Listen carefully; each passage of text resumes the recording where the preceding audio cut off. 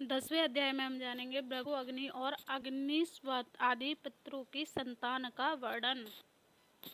श्री मैत्रेय जी बोले, हे मुने, मैंने आपसे जो कुछ पूछा था वह सब आपने वर्णन किया। अब भृगु जी की संतान से लेकर संपूर्ण सृष्टि का आप मुझसे फिर वर्णन कीजिए। तब श्री पराशर जी बोले, भृगु जी के द्वारा ख्याति विष्णु पत्नी लक्ष्मी जी और धाता विधाता नामक दोनों उत्पन्न हुए।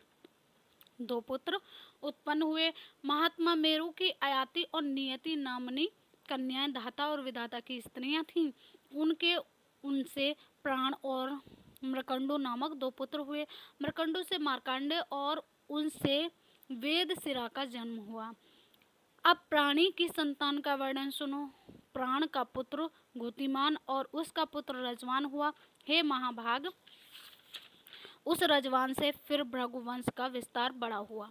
मरीचि की पत्नी संभूति ने पौर्णमास को उत्पन्न किया।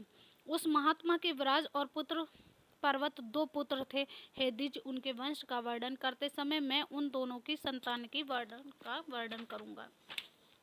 अंगिरा की पत्नी स्मृति थी। उसके सिनी वाली कहूँ राका और अनुमति नाम की कन्याएं हुई। अत्रि की भार्य अनसुईया ने, चंद्रमा दुर्वासा और योगी दत्तात्रेय ने इन निष्पाप पुत्रों को जन्म दिया। पुलस्त की स्त्री प्रीति से दत्तोलित का जन्म हुआ, जो अपने पूर्व जन्म में स्वयंभुव मनवंतर के अगस्त कहा जाता है।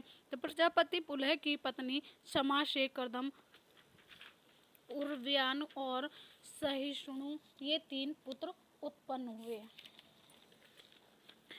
कृति की संतानी नामक भार्या ने अंगूठे के पोरुओं के समान शरीर वाले तथा प्रखर सूर्य के समान तेजस्वी बाल्यखिल्य आदि 60,000 उदर्भ रेता मुनियों को जन्म दिया। वशिष्ठ की ऊर्जा नामक स्त्री से रजगोत्र, उदर्भ, बाहु, श्रवण, अनग, श्रुतपा और शुक्र ये 7 पुत्र उत्पन्न हुए। ये निर्मल स्वभाव वाले समस्त मुनिगण तीसरे मनवंतर में सप्तऋषि हुए। हे द्विज, अग्नि का अभिमानी देव जो ब्रह्मा जी का ज्येष्ठ पुत्र है, उसके द्वारा स्वाहा नामक पत्नी से अति तेजस्वी पावक, पवमान और जल को भक्षण करने वाला शुचि ये 3 पुत्र हुए।